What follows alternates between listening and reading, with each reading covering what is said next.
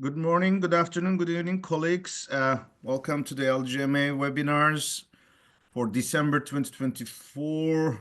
We're just um, uploading our slides, and as usual, we just give 30 seconds or sometimes more for all the registered participants to settle down so that they are not disturbed. And thanks for your patience for this one.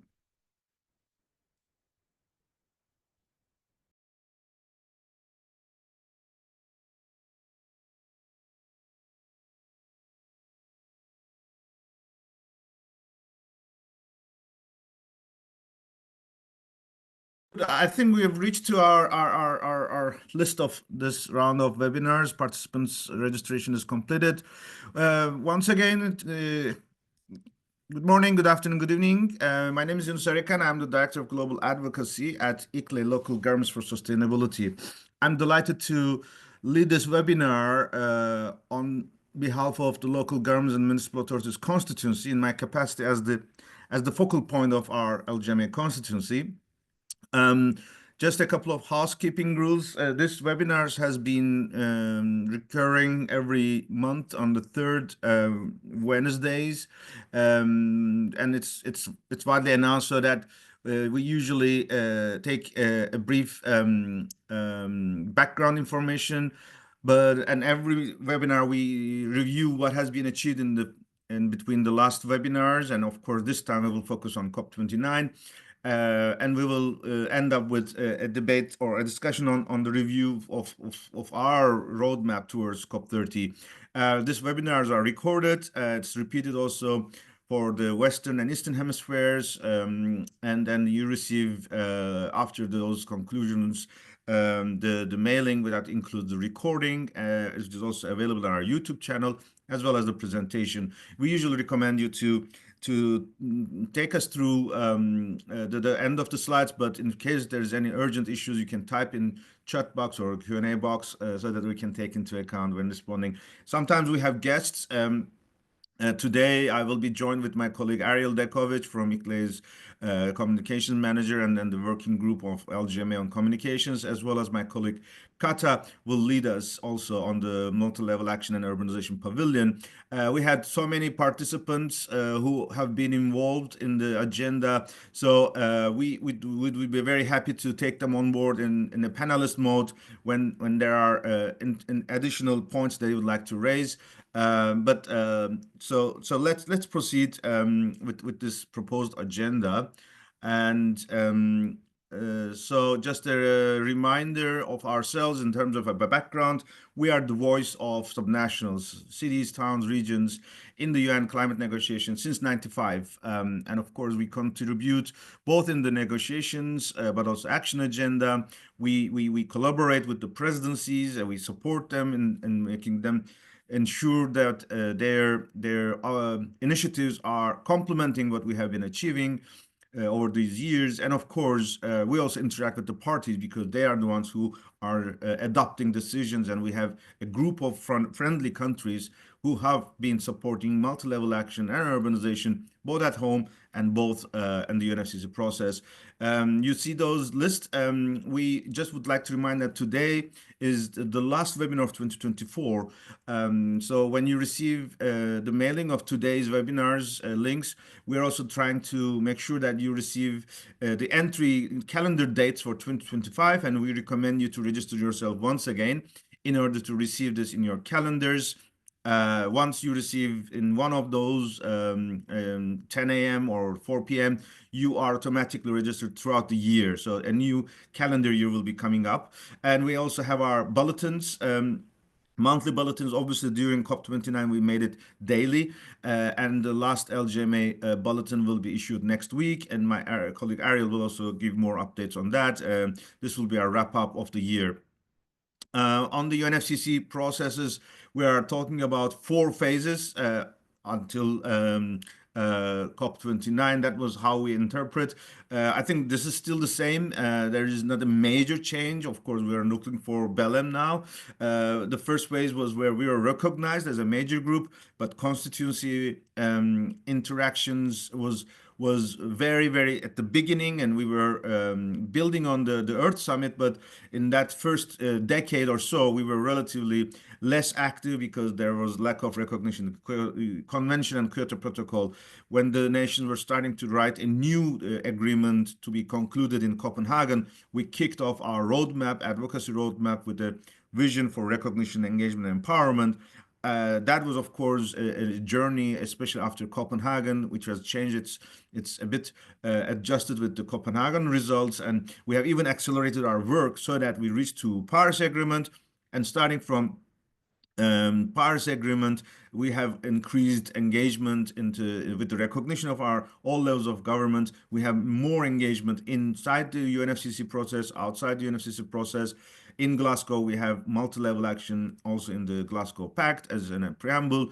And in Dubai, we have multi-level action in the paragraph 161. And we have a fantastic CHAMP initiative, which is guiding our way towards COP30.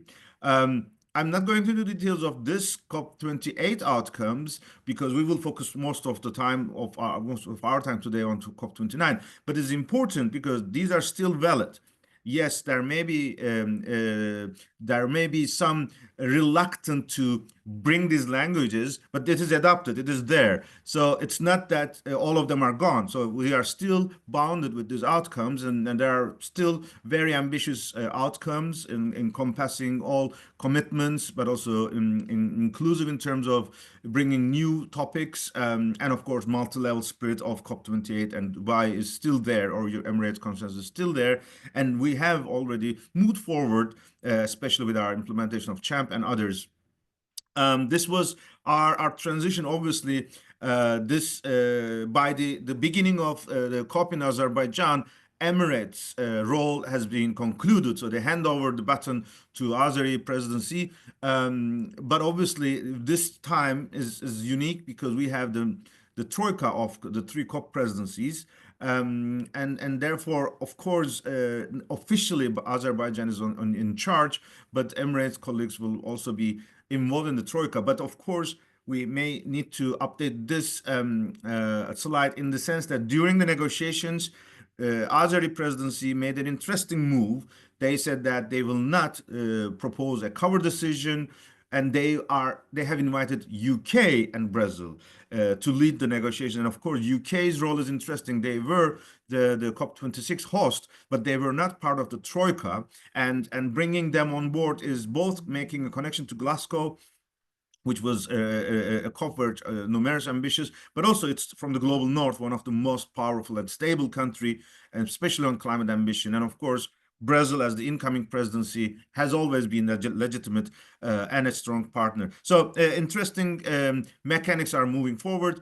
We have engaged throughout the year. So COP29 was a result, and that's the important thing. If we do not engage starting from the year in UN, UNFCCC processes, in G7, G20, and we do not convene our own meetings, we cannot receive the results that we have seen. Yes, it may not be the most ambitious outcome for us, but we have definitely, from our side, demonstrated a huge success in terms of our inputs to the process, our engagement, and we are still seen as the powerhouse or the beacon of hope to move the process onward. So this is important for us to keep that. We will have the changes, of course. We will touch upon this. 2025 will be less hectic in terms of global agenda, but still there will be numerous points that we will follow.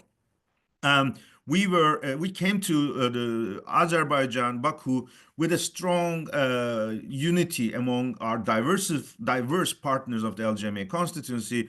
It was a result of our work at the members of the drafting committee and all the working groups. We have developed an executive summary, a key three bullet points of our priority topics, and for each of them We have developed specific languages in terms of our reasons why we're asking and what are the languages we would like to see in the outcome document. I was very happy both before and during these documents were very helpful, especially for our leaders who were interacting with the nations and all the LGMA partners. So we do not have the logo soup here because we have exceeded 100. This is fantastic, but the full list of all the endorsers are available on the website. Ariel can also touch upon this. I will have just a brief overview, and after this slide, I will hand over to Ariel about how we were engaged in COP29 at COP29. We can bundle them as five distinct processes.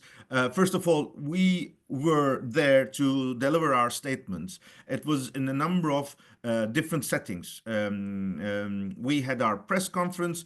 It was already planned, but it was up and down because there was a logistical challenge. The room was not available for us. Then we made it in 1.5 hours with a fantastic mobilization. We showed up in the first day. We delivered our press conference, and then we have delivered major statements in the COP29 opening plenary.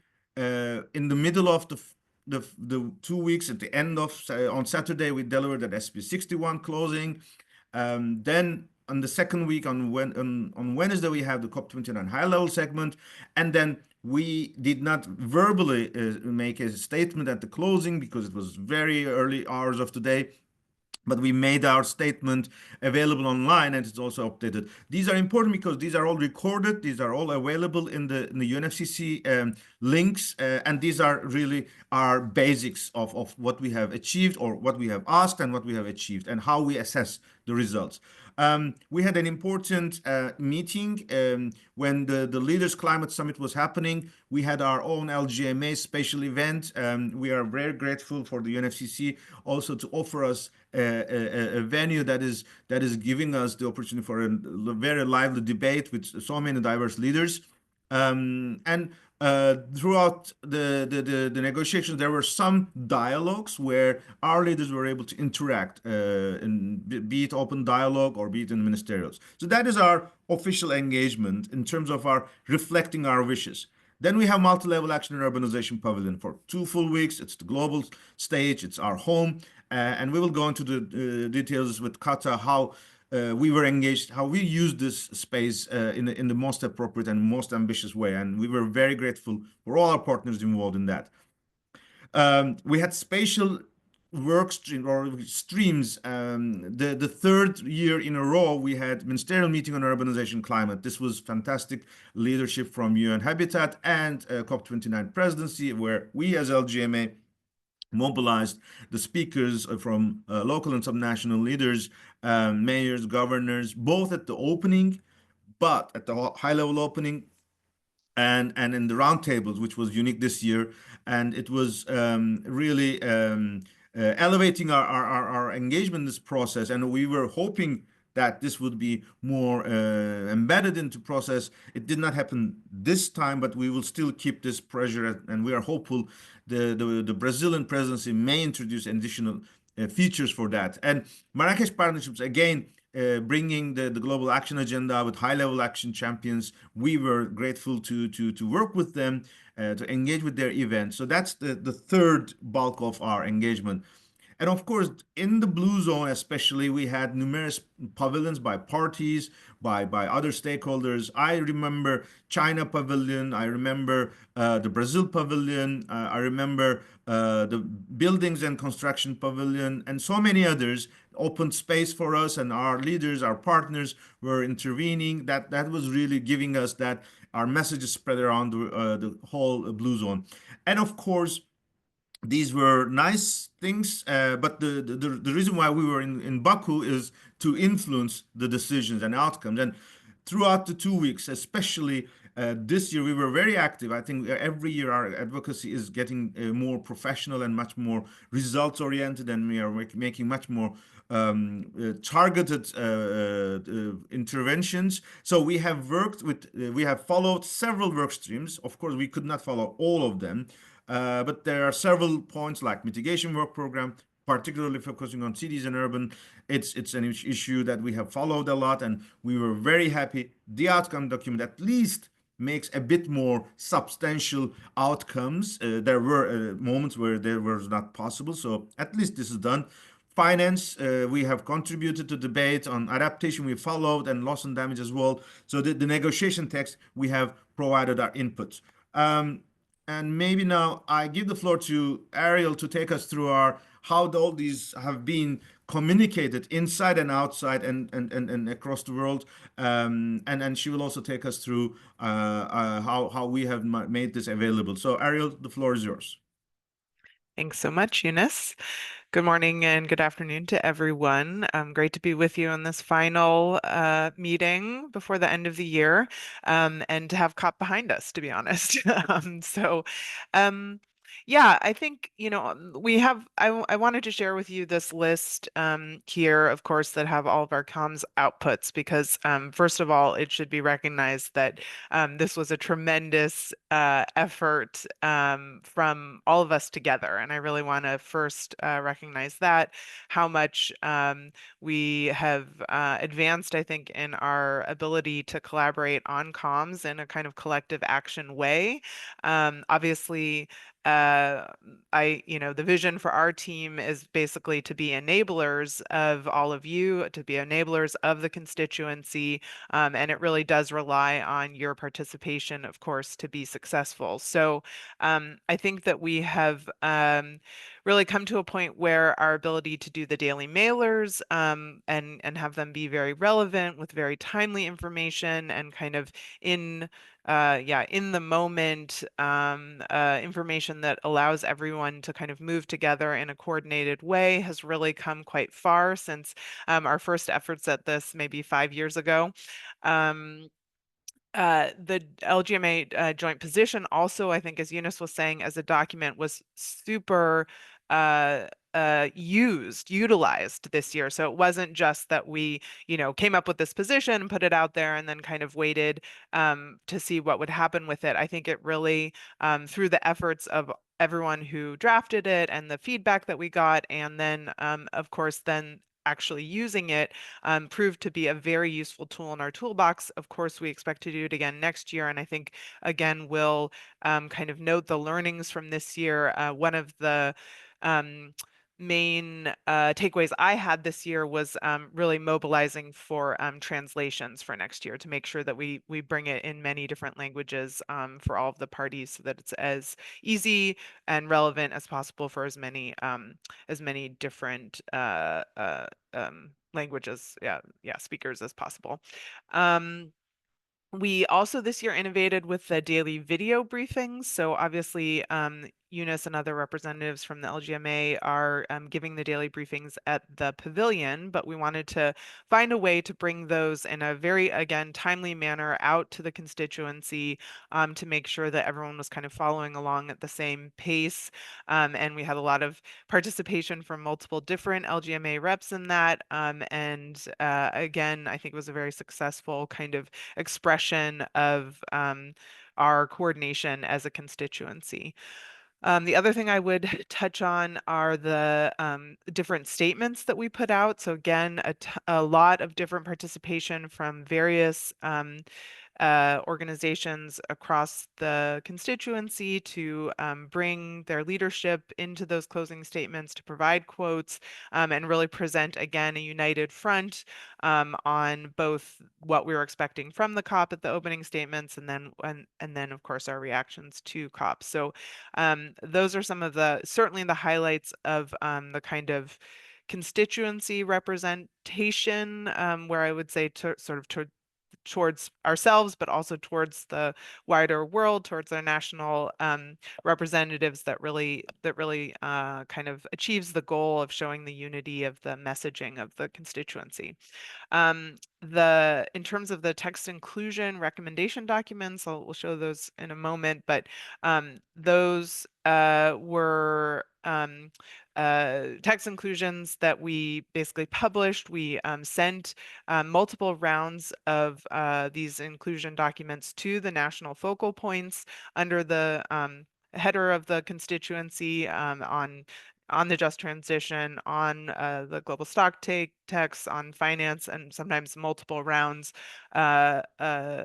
on those different topics. And so we were able to, again, not only show the unity of the constituency through those documents, but then, of course, reference back to the joint position, which really guided the direction of those documents. So again, another really incredible, I think, example of the kind of mobilization and alignment of the constituency.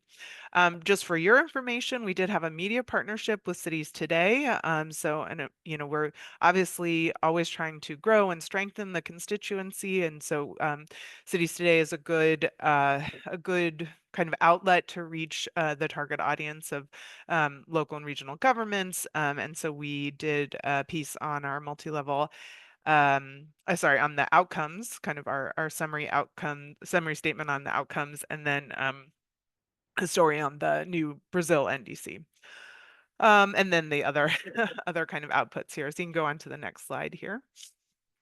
I'm not sure, Eunice, are you advancing the slides here? So just for your information, we have updated now the website for the LGMA with all of these results. So we do have everything there. I've had a few folks reach out if you're doing final reports and are looking for something specific, happy to help point you to specific resources. We also have a Flickr album, which I'll drop here in afterwards in case you're looking for photos for anything. We have our 3 press statements, as I mentioned, on the website, and keep going. I think Eunice, our daily updates are there as well. And then I think Eunice has a really great kind of summary. The next one is all of so here we have all of these interviews that we did with you all, with leaders from our delegation, and then we have all of these interventions, excuse me, as well on the website. So the interventions are on the LGMA website, and then I'll drop another link in here for the playlist on YouTube. You can go on to the next slide beyond the leader slides here. Whoops. And I think I'm handing over to Kata now on the pavilion. Is that right? Yes. Great. I think so. Thank you, Ariel. Thank you, Ariel. Really, that was really you. A special thank you to you and the whole working group. It was really impressive collaboration we had. And let's first continue with the pavilion, and Kata, Yeah. please take us through how we have mobilized and engaged and enjoyed the pavilion. Thank you. Yes, that's what we did. Thank you, Eunice. So just a quick summary of what happened in the multi-level action urbanization pavilion at COP29. So we were there for 2 weeks, and we had 50 events. We had over 15 co-conveners, co-hosts, as well as pavilion partners, with speakers from all over the world, as well as, and these included over 50 mayors and subnational leaders, which was really great to see. And as Ariel just mentioned, of course, all of the comms and promotion marketing materials that were created and that were received by over 2,000 subscribers. So this is just a quick overview of what our program actually looked like. So again, you can really see a diversity of topics and fields from a multitude of partners. So anything from loss and damage to NDCs to multi-level governance and many, many more. And then on the next slide, just a few impressions for those of you that weren't able to join us. We had, of course, some familiar faces. So you see Ula and Amelia, but also some new ones. And it was really great to I guess have that space for the networking, for the exchanges. And there was also some, I guess, announcements at our pavilion. So a few to highlight. We have ICLEI has a new partnership with Earth Day, the Earth Day Global Conversation, which will help activate mayors and city governments worldwide to host public dialogues on how they can use renewable energy to benefit their communities. Then UN Habitat, our co-convener, launched their Rise Up, their Urban Vulnerability Atlas, which showcase ground interactive. It showcases an interactive platform which visualizes the hotspots of urban vulnerabilities around the world. Our SAMS ICLI team developed a IBER Atlas. They developed the IBER Atlas and also showcased that in our pavilion together with UCCI. And then last but not least, UN Habitat again also presented and launched their World Cities Report 2024. And finally, we had our the co-conveners, which I already mentioned, UN Habitat, as well as our hosts and co-hosts.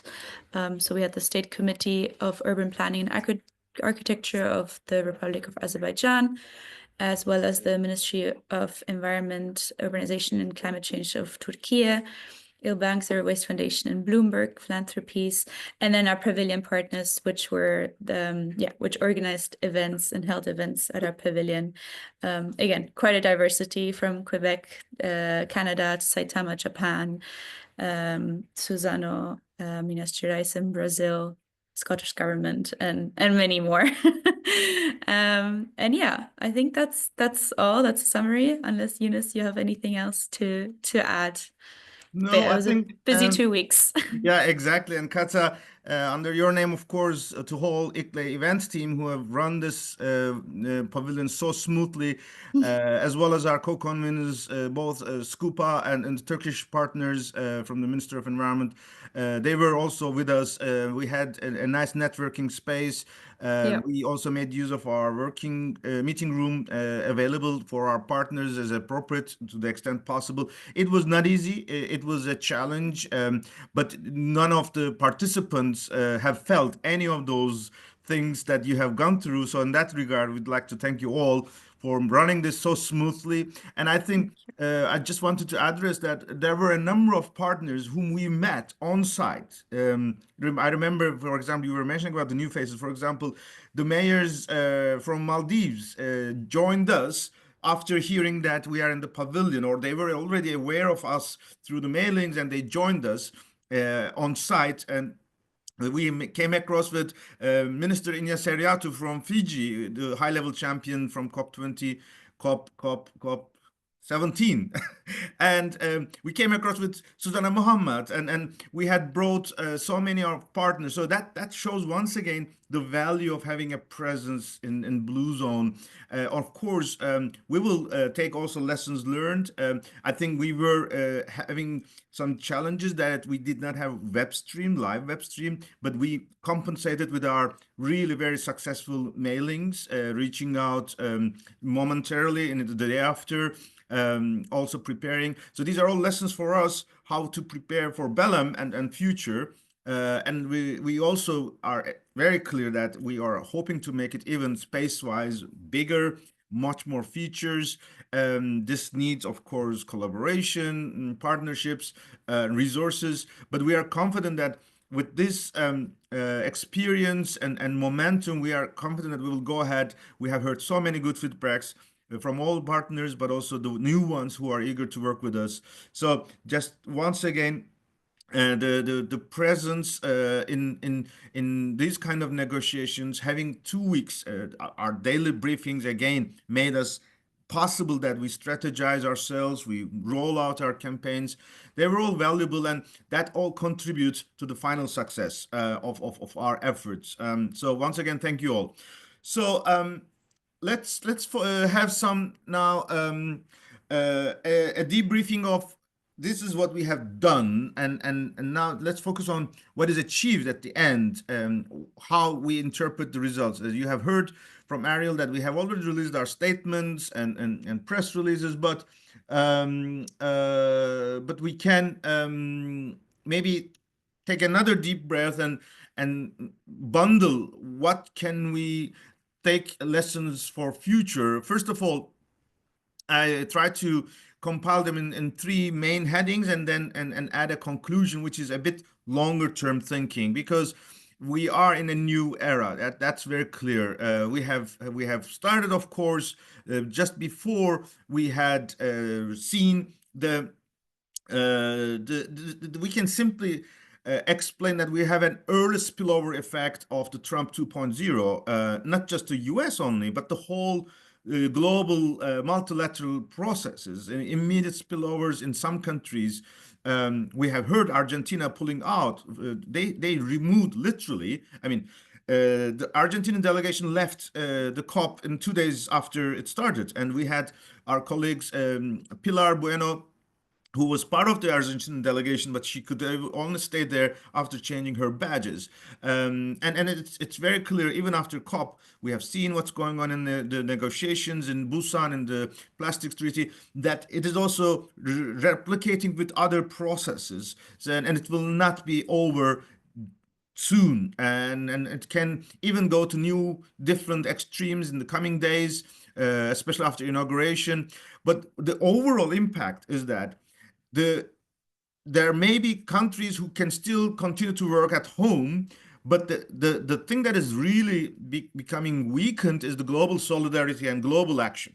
There will expectation that national action can continue in their own track, but the global solidarity is weakening. And more importantly, because of this changes at the national level, we are seeing a widening of ambition and leadership gap, in particular in the global north. And this is to be, unfortunately, is a situation, because it's not just global north and south issue, but of course, if you do not have ambitious countries on the track, the others do not feel the pressure or do not need to agree. I mean, the reason why the texts were so weak is not just only because those are the countries who did not want to include this, but the countries who were pushing these agendas were not powerful enough. They did not bring enough arguments, they did not bring enough negotiation documents, and they did not even bring their coalition. I mean, it was surprising and very sad to see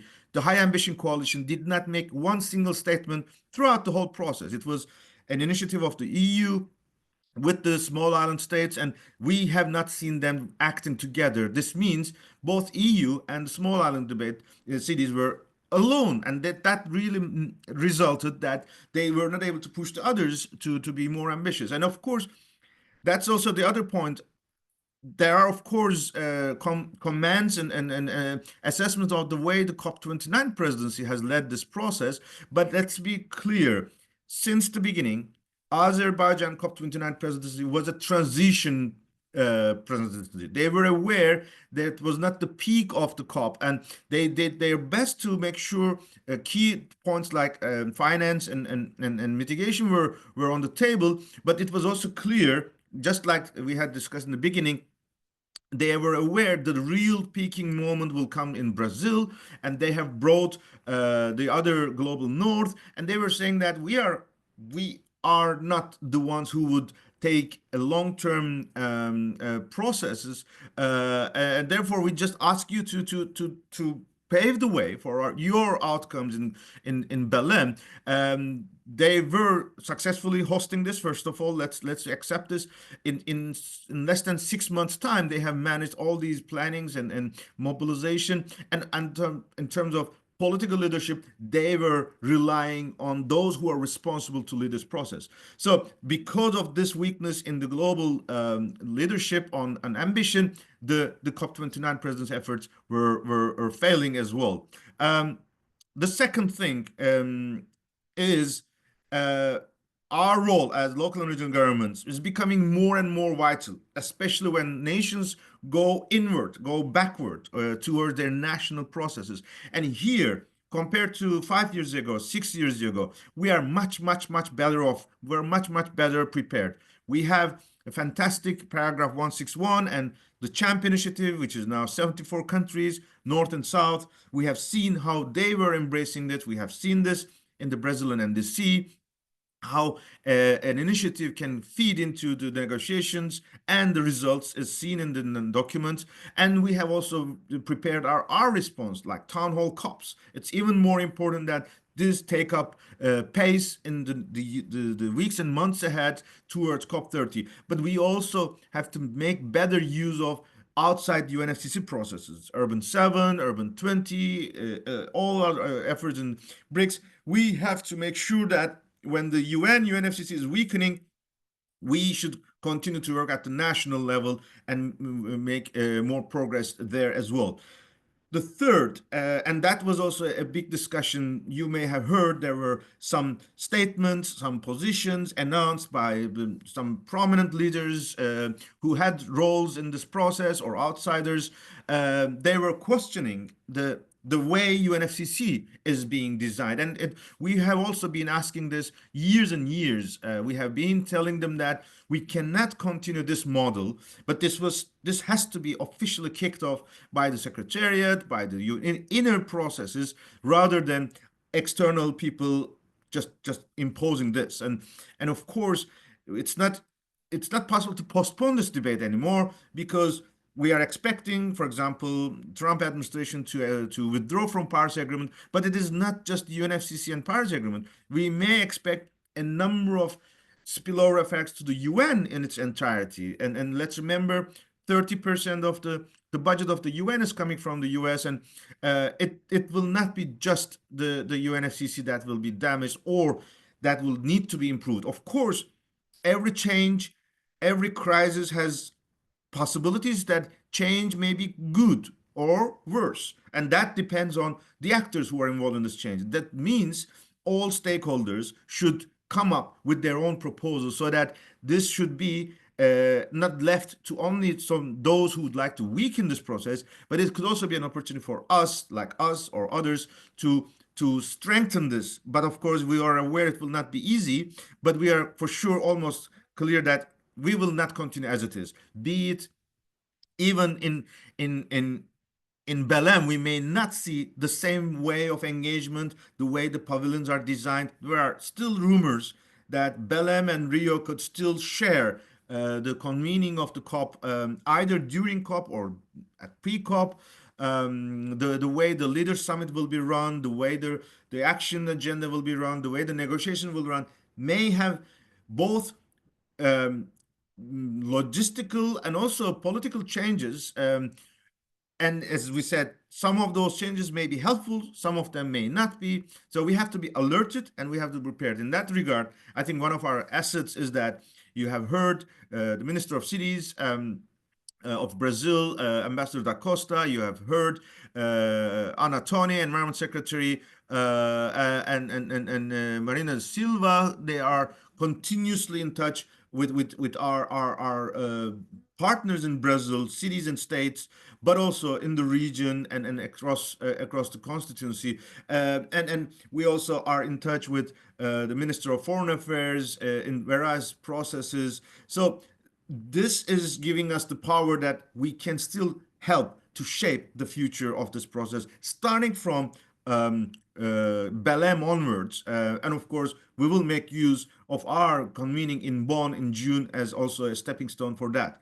And in conclusion, and that can be something like a long-term discussion or a long-term vision. This is a bit being part of the debate, especially with our colleagues in the US and others, and the expectation from outer world that there is more and more expectations and role for local and subnational governments, not just only an action or at the national level, or not just a network like ICLE or other LGMA members, but there is very likely a new multilateral process could impose some new opportunities, especially when we see national governments, federal governments, when they weaken their global commitment.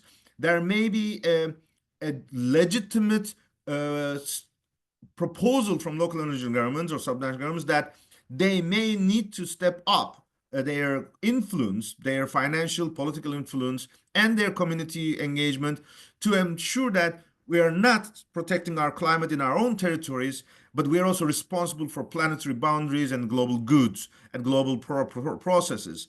This can be a new way of multilateralism. As I said, this is a really long-term thinking, but I think we should be prepared and we should even shape this. And this brings us the discussion about the seat at the table or how you engage in the global processes. We are in a new world, and it will be possible that we can shape this together and we can be proactive and very, very strategically prepared for that.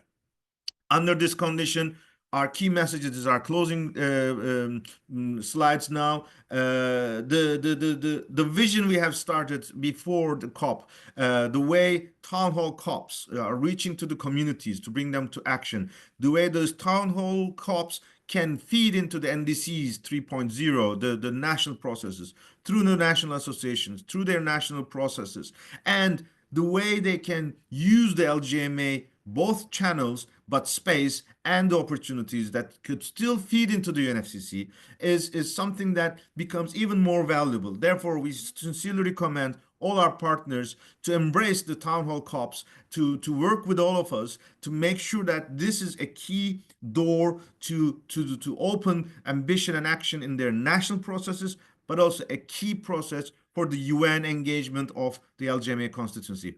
Our last slide is a potential calendar look of what to expect in the next couple of months. This is 12 entries, 12 months. Obviously, actually, it's still an ongoing process because last week we have circulated in our mailings that we were in the Busan, the plastics treaty negotiations, and we were also experiencing the similar challenges. Those who were resisting for ambitious outcome were questioning that is the plastics treaty an instrument to discuss plastics or just pollution, and or the question is how can you differentiate, how can you solve a pollution without going to the root causes of this pollution, without addressing the production of those pollution materials. The same logic that some parties were saying that UNFCCC should only be responsible for emissions and nothing should be discussed about fossil fuels. And this was really a very strange, but you can see that this logic can expand to other processes as well. Or today and tomorrow, and we will be in Riyadh for the desertification COP with the Mayors Forum. So the work is still going on in advocacy, but this list is only focusing for 2025. So January, obviously, we will watch and see how Trump 2.0 is kicking off, and there are a lot of things to be expected before, during, and after. In February, we are assuming our colleagues, UCLG colleagues, will convene our global task force once again in Barcelona. That will be an opportunity for us to refresh ourselves and build on all these achievements from Summit of the Future, the 3 Rio Conventions, and UN Habitat Assemblies, and all the way forward. We are hearing that, you may remember, biodiversity COP is not concluded. Some decisions were adopted, but some were not because the quorum was not available. Most of the delegations left. So there may be an administration in Rome. There will be a German federal election. This will, of course, influence the ambition action inside EU, inside Germany, but also globally. Germany has always been a strong actor in this process, and the way they will lead in the new, as a result of this election, will shape a lot in the other processes. In March, we will have our reflection of the daring cities. Daring cities played a huge role in climate emergency action and developing the town hall COPs and the CHAMP process. So we will make use of that. April is important for our 22nd of April Earth Day. That will be the moment where we'll see the results or the way it was happening on the town hall COPs first round. This will include also our webinar. We will have ICLE Global Executive Committee meeting in Korea, and there will be a special event in Kobe in Japan for disaster anniversary as well. In May, Australia will have its federal election. Of course, this is an important country in the global north, but also a potential candidate, or not a potential, but a candidate for the host of COP31. The result of this election may influence the result of this friendly competition, let's say, between Turkey and Australia, because it is the Western Europe and other group who will decide. And in case they cannot decide internally, just like we have seen in Biodiversity COP, they may open it for the party elections as well. In June, we will have Ocean Conference in Nice, and we will have UNFCCC in Bonn, which will have daring cities, Bonn dialogues, including hopefully a second champ endorses roundtable and another important agenda as well. In July, we will have high-level political forum in New York City. The Ramsar Convention COP is coming up in Zimbabwe, especially for nature-related processes. August may be the time when there will be the continuity of the plastics treaty. September, UN General Assembly. There is no summit this year. Sorry, there may be a summit. Sorry, we have to update this. But I think it depends because this is also the last year of the UN Secretary General, and that will be the moment where the new UN Secretary General may have been announced. So the way that summit will be run will also be interesting under this transition period. In October, Canada national election will be important because Canada is also the G7 presidency this year. And it's also possible that the spillover effect can continue in Canada. We will see how the ambitious action on the global aspects will continue in Canada.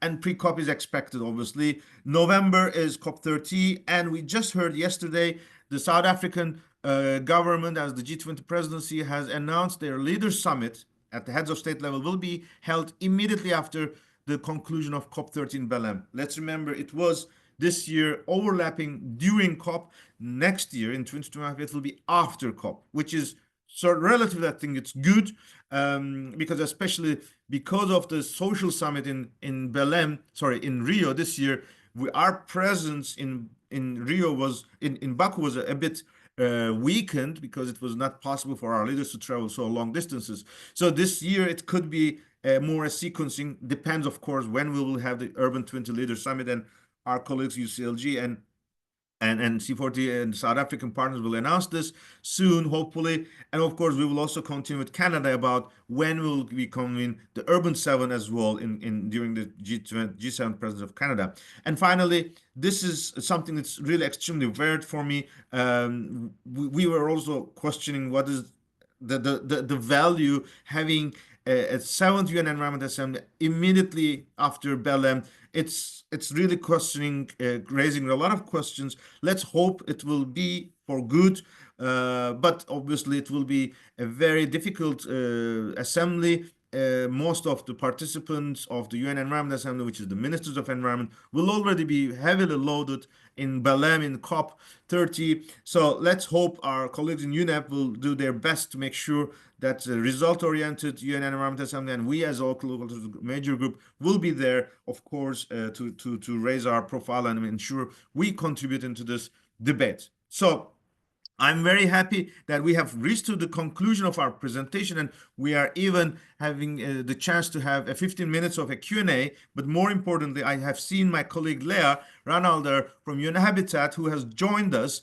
Today, we have not immediately rushed her because we are aware UN Habitat is convening its executive board, but it may be good to start this round of discussions with Lea in terms of especially both, first of all, thanking on her name for UN Habitat being a co-convener of the pavilion, but of course, the ministerial and any spillover effects to the UN Habitat Assembly. Lea, if you wish, we can give you the floor.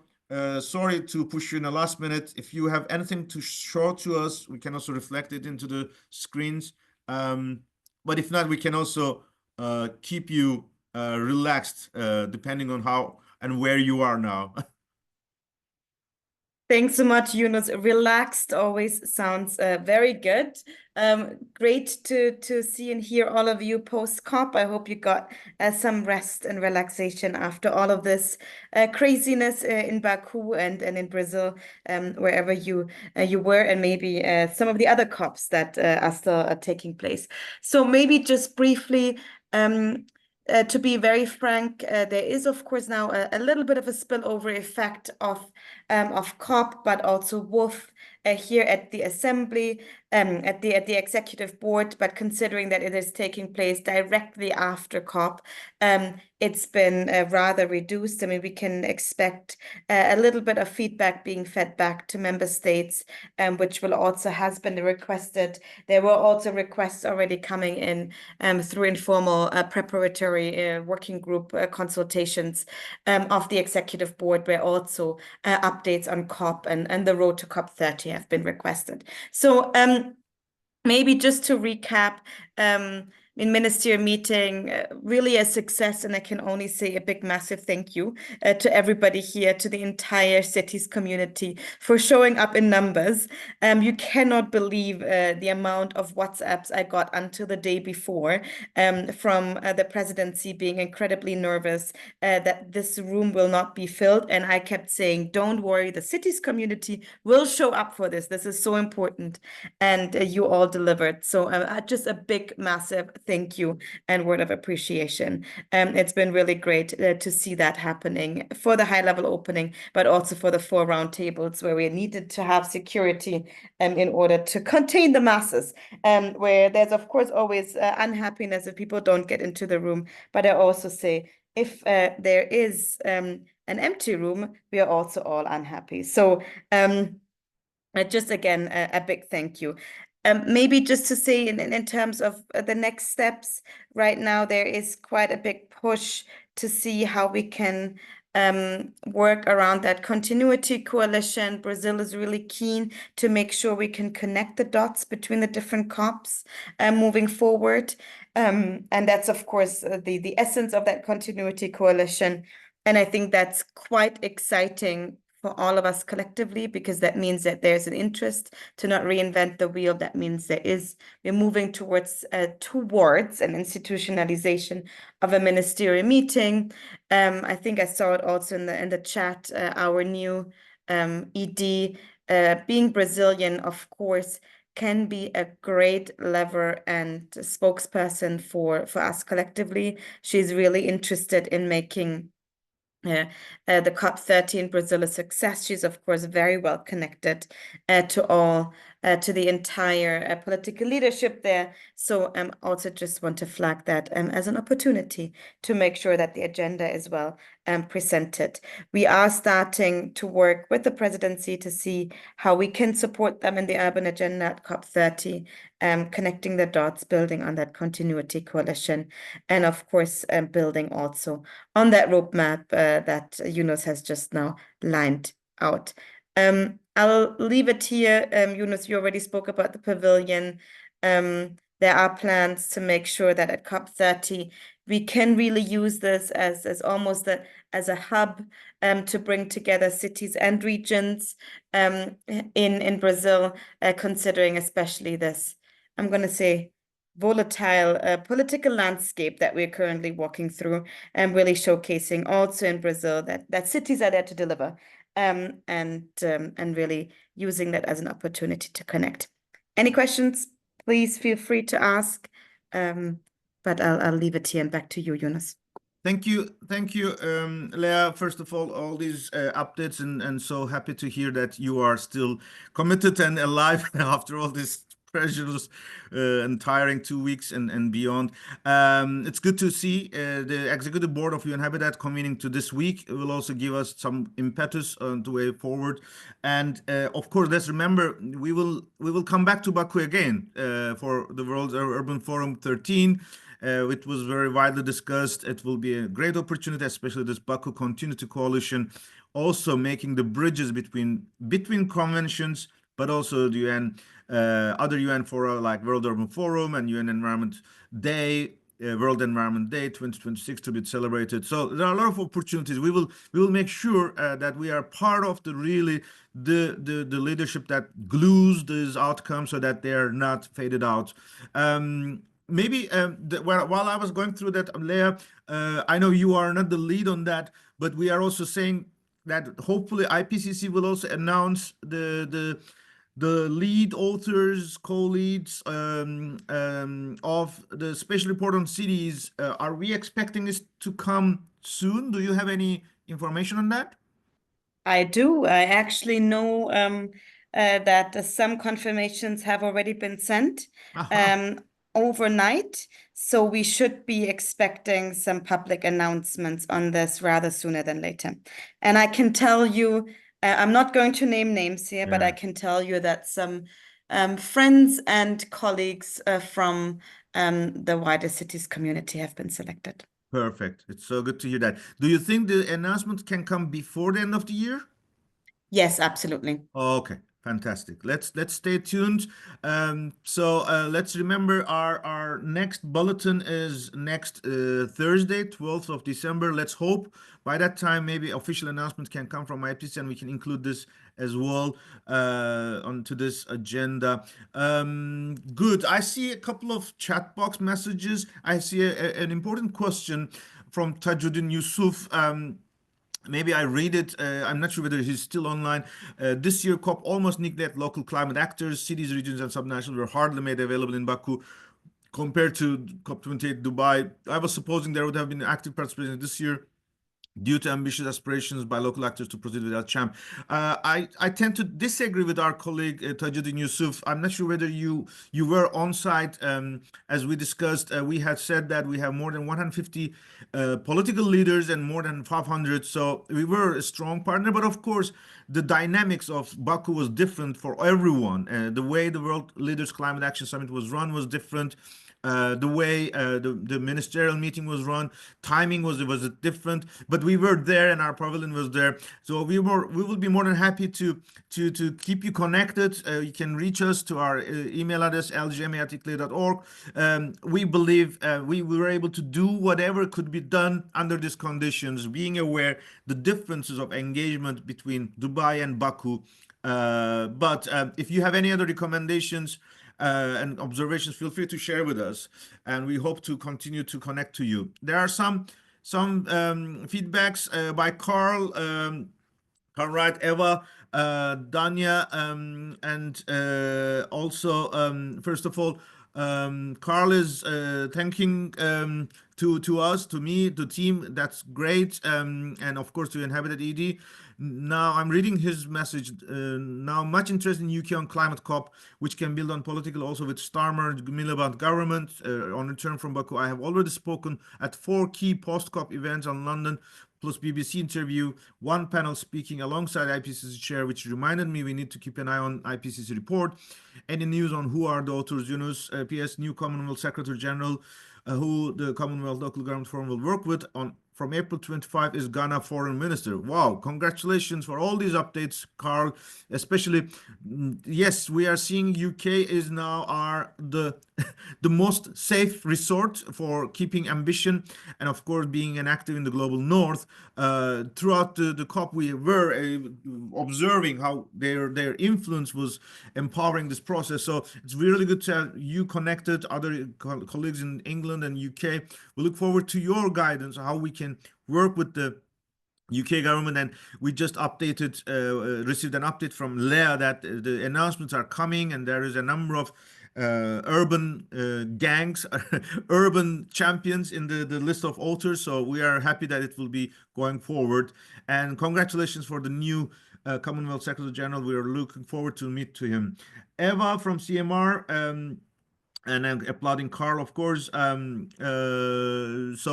I feel she says that she in the LGMA chat that we have a chat that we have used very actively during COP.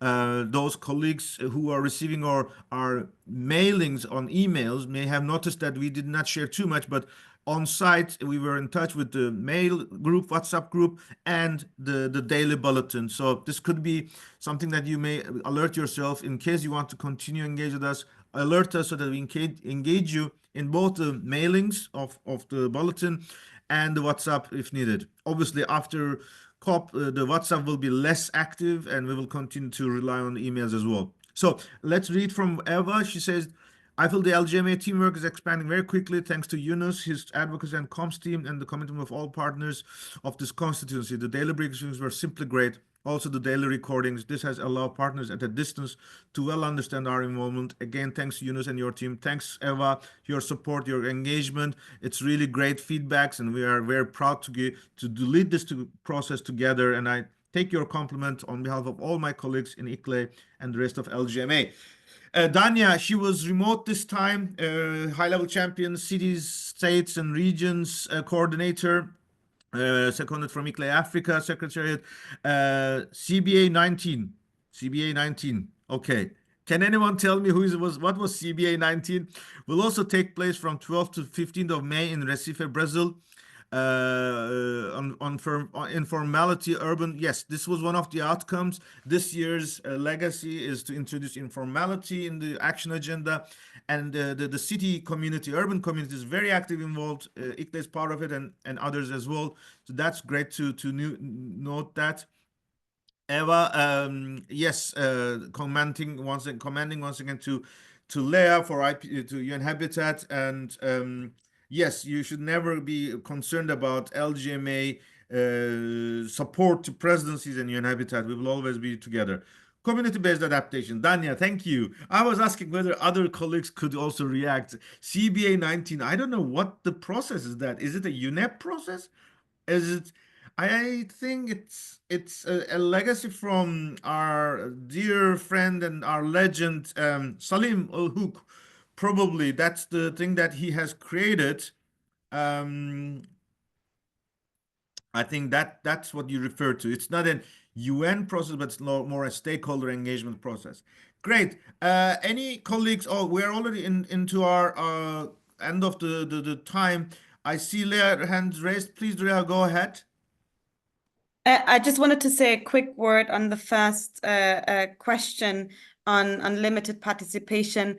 I must say that for the fact that I thought this would be a small COP and there would be almost to not, very little local leader participation, I was actually quite surprised and impressed how we were also able to show up across the board for all of these different events with the smaller delegation that existed. So maybe just to say that, maybe smaller in numbers, but definitely not less impactful or less mighty, so to say. And maybe just also one, two parts to highlight is one thing.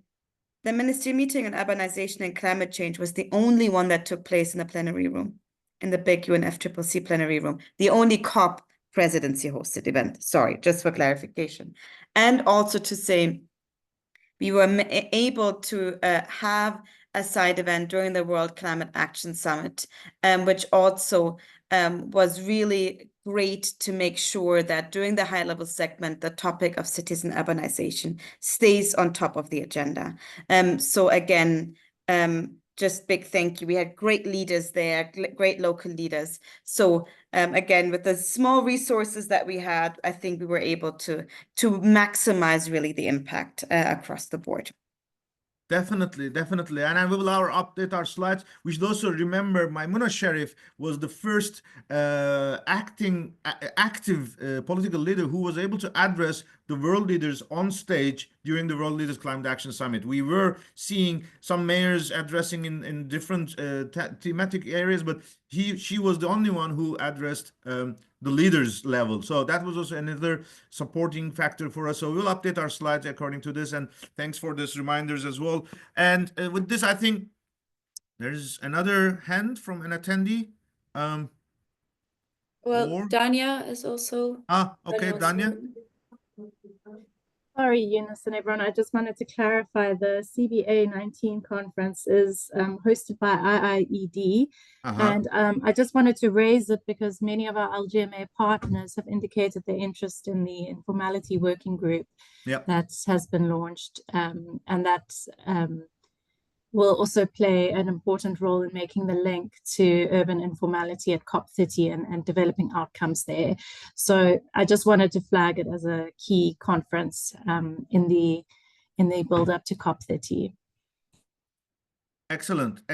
Let's be remembering ourselves that we will keep the LGMA tracker for COP30 as well. It will be updated soon so that we can track all these information internally. With this, I'd like to thank all our colleagues who had been running today's webinar, but the whole LGMA community for a year-round engagement. It was an impressive journey that we have enjoyed at every moment. It was not easy. It was really difficult, especially a year which has so many UN level events. As we have discussed, next year it will be a different momentum, but we are making sure that LGMA is a strong actor globally to make sure we are on the correct side of history, and then we are so powerful and so happy to be together with all of you. Wish you all a healthy and safe end of year break, and look forward to meeting you when you receive your mailing of this webinars. We are hoping that we can also send you your new registrations for the 2025 webinars. Don't forget to enroll yourself again, because it's a new year and a new calendar is coming up. So we'll keep updated on that. And if you have any inputs to the LGMA December bulletin, send it to LGMA or share it with Ariel so that we include this in our agenda. Thank you. Take care. Bye-bye. Bye. Thank you.